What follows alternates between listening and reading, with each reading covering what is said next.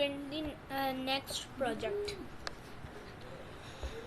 First, it asks the user's name with the input.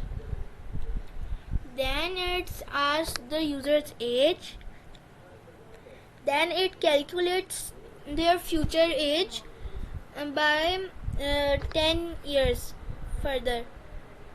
Then it prints the results. Let's play the game.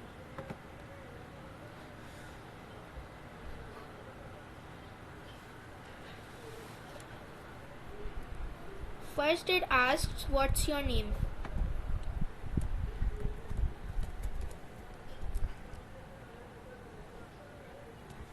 How old are you?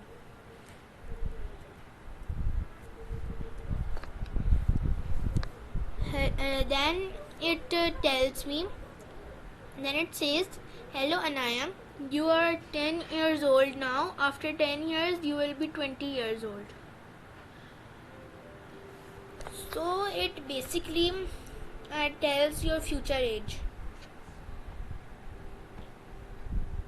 Let's move on to the next project.